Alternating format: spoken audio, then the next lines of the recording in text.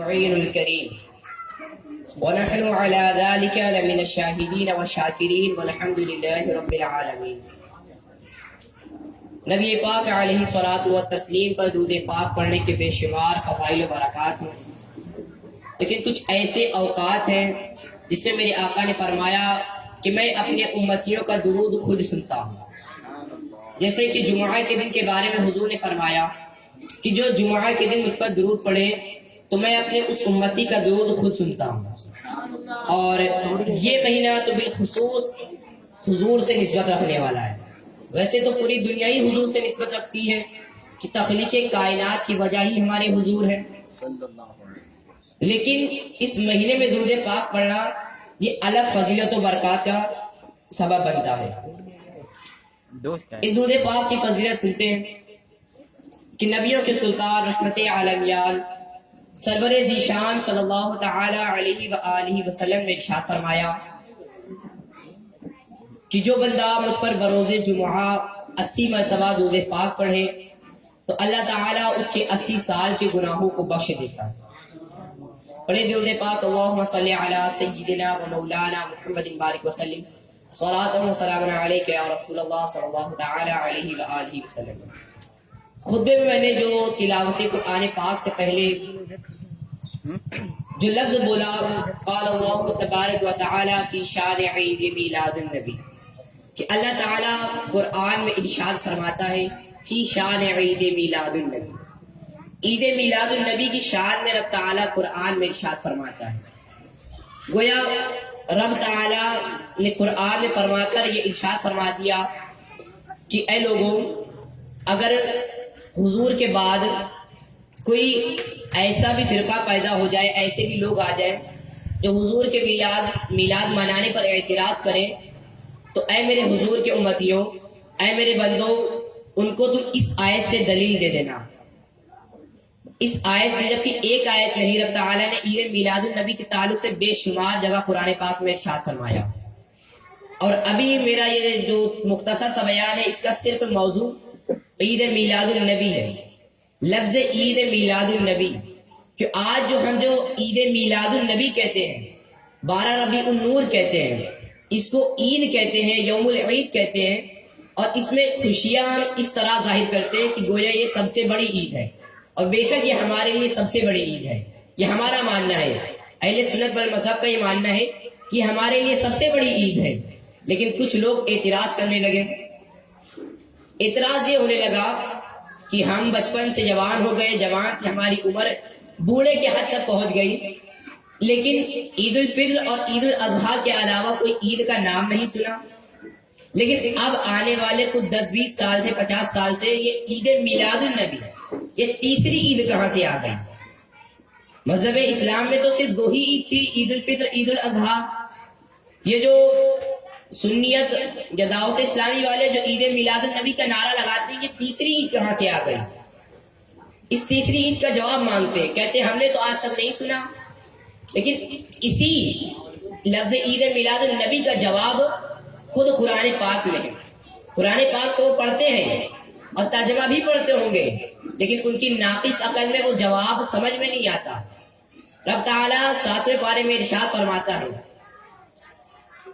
آیت کریمہ کے ترجمے سے پہلے میں ایک واقعہ اس تعلق سے بتاتا چلوں کہ حضرت عیسیٰ علیہ السلام کے دور مبارک میں جو آپ کے حواری تھے، آپ کے ساتھ رہنے والے، وہ آپ علیہ السلام کی خدمت میں حاضر ہوتے ہیں اور عیسیٰ علیہ السلام سے عرض کرتے ہیں، یا نبی اللہ، آپ اللہ تعالیٰ سے دعا کیجئے کہ اللہ تعالیٰ ہم پر آسمان سے ایک دسترخوان نازل فرمائے، آسمان سے دسترخوان نازل فرمائے۔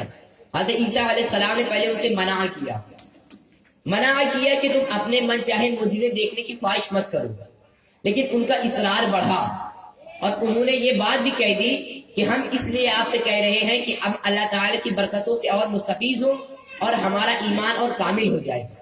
جب ان کا اصرار بڑھا تو اب حضرت عیسیٰ علیہ السلام نے دعا کے لیے ہاتھ اٹھائے، جس کو قرآن پاک نے بیان کیا، اور اسی حضرت عیسیٰ علیہ السلام کی دعا میں اس کا جواب ہے۔ حضرت عیسیٰ علیہ السلام رب تعالیٰ کی بارگاہ میں عرض کرتے ہیں، قرآن کہتا ہے قال عیسی بن مریم اللہم، عیسیٰ بن مریم نے کہا اللہم اے اللہ، ربنا انزل علینا اے میں ہمارے رب، انزل علینا مائدۃ من السماء ہم پر نازل فرما آسمان سے ایک دسترخوان۔ حضرت عیسیٰ علیہ السلام اس دسترخوان کے نازل ہونے کی دعا کرتے ہیں۔ قرآن نے کہا قال عیسی بن مریم اللہم ربنا انزل علینا مائدۃ من السماء۔ اب اس کے آگے حضرت عیسیٰ علیہ السلام فرماتے ہیں تکون لنا عیدا لاولنا وآخرنا وآیۃ منک، اے اللہ ہم پر آسمان سے دسترخوان نازل فرما، وہ دسترخوان ہمارے اگلوں کے لیے اور پچھلوں کے لیے عیدا لاولنا وآخرنا، عید کا دن ہو جائے۔ حضرت عیسیٰ دعا کرتے ہیں اللہ تعالیٰ آسمان سے نازل فرما دسترخوان، اس لیے کہ ہم اس سے برکتیں تو حاصل کریں، اور وہ دسترخوان اترنے کا جو دن ہو وہ ہمارے اولین و آخرین کے لیے عید کا دن ہو جائے۔ اور ہوا، حضرت عیسیٰ علیہ السلام نے دعا کی اور اللہ تعالیٰ نے دسترخوان نازل فرمایا۔ لیکن اس میں جواب کہاں تھا؟ پڑھا تو انہوں نے بھی ہوگا جو اعتراض کرتے ہیں، لیکن اسی چیز میں علماء اہل سنت فرماتے ہیں کہ حضرت عیسیٰ علیہ السلام نے جو لفظ استعمال کیا عیدا لاولنا، ہمارے اگلے اور پچھلوں کے لیے عید کا دن ہو جائے، تو علماء فرماتے ہیں کہ جس دن حضرت عیسیٰ علیہ السلام کی دعا سے ایک دسترخوان نازل ہو جائے، ایک دسترخوان نازل ہو جائے، وہ دسترخوان جہاں تک کہ جنت کا بھی نہ ہو، وہ دسترخوان نازل ہو اور اللہ کے پیغمبر عیسیٰ علیہ السلام کہیں کہ وہ ہمارے اولین و آخرین، اگلے اور پچھلوں کے لیے۔ آپ فرماتے ہیں یہ بھی ہو سکتا تھا کہ حضرت عیسیٰ علیہ السلام کہتے کہ وہ ہمارے اولین کے لیے، یعنی جو ہمارے سامنے موجود ہے، جن کے سامنے وہ دسترخوان اترا، ان کے لیے ہی عید کا دن ہو۔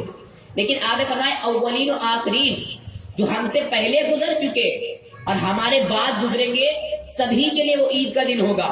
اور جس دن وہ دسترخوان نازل ہو جائے تو عیسیٰ روح اللہ علیہ السلام فرمائے کہ اے رب وہ ہمارے لیے عید کا دن ہو، تو علماء فرماتے ہیں جس دن عیسیٰ علیہ السلام کا بھی آقا، جس دن عیسیٰ علیہ السلام کے بھی سردار، ارے وہ دسترخوان اگر میرے نبی دعا کر دے تو پوری جنت زمین پر آ جائے۔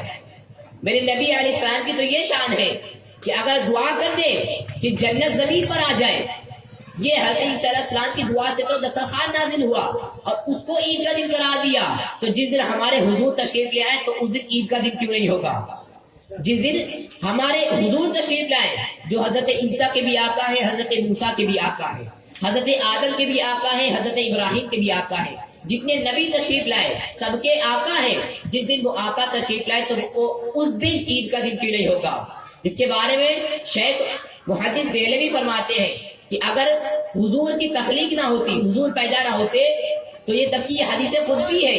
اور شیخ محدث دہلوی بھی فرماتے ہیں کہ اگر حضور کا ولادت نہ ہوتی، حضور کی ولادت، تو کوئی کسی کی ولادت نہ ہوتی۔ جو اللہ تعالیٰ نے 18,000 تقریباً مخلوقات پیدا فرمائی، ایک مخلوق بھی نہ ہوتی، یہاں تک کہ اللہ تعالیٰ اپنے رب ہونے کو بھی ظاہر نہ فرماتا۔ یہ جو رب اللہ تعالیٰ نے اپنے رب ہونے کو ظاہر فرمایا، ہم کو پیدا فرمایا، ہمیں طرح طرح کی نعمتیں دی، وہ سب حضور کی وجہ سے دی۔ اور جس دن وہ حضور آئے اور ہم اس دن خوشی کا دن نہ منائے، وہ دن ہمارے لیے عید کا دن نہ ہو، تو ہمارے لیے عید ہوگی کون سی؟ ارے آج جو ہم 2 عیدیں مناتے ہیں، عید الفطر، عید الاضحیٰ، اگر حضور کی جشن ولادت نہ ہوتا، حضور کی ولادت نہ ہوتی، تو آپ غور کریں، اپنے ذہن میں یہ بات لائیں، یہ تصور کریں کہ کہیں یہ عید ہوتی یا ہوتی؟ اگر حضوری کی ولادت نہ ہوتی تو کیا یہ رمضان کا مہینہ نصیب ہوتا؟ کیا قربانی کرنے کی سعادت نصیب ہوتی؟ یہ سب حضور کا صدقہ ہے۔ اور جس دن حضور آئے اس کو ہم عید کا دن نہ کہیں، اس کو ہم عید کا دن نہ کہیں، اور تمام عیدوں کو عید کا دن نہ کہیں۔ یہ تو آیت ایک دلیل کے طور پر ہے کہ حضور جس دن آئے وہ عید کا دن ہے، اور یہی اصل میں عید ہے۔ سب سے بڑی عید جو ہے ہمارے لیے یہی عید ہے کہ فرماتے ہیں کہ اگر یہی عید نہ ہوتی تو کوئی عید نہ ہوتی۔ جتنی عیدیں ہیں، جتنے ہمارے تیوہار ہیں، جتنے موقع پر ہم خوشی کرتے ہیں، یہ صرف ایک عید کا صدقہ ہے، اور ہم اسی عید کو چھوڑ کر ساری عیدیں منائیں تو ساری عیدیں بیکار ہیں اگر ہم اس عید کو نہ منائیں۔ اصل مقصد تو اس عید کو منانا ہے، اور آج اہل سنت والمذہب اسی عید کو مناتے ہیں، تو کچھ لوگ ان کو غلط کہتے ہیں کہ یہ ابھی طریقہ رائج ہوا ہے، جبکہ یہ طریقہ ابھی سے نہیں۔ حضور کی میلاد منانا یہ صحابہ کرام کے دور سے تھا، اور حضور کی میلاد تو حضور نے خود منائی۔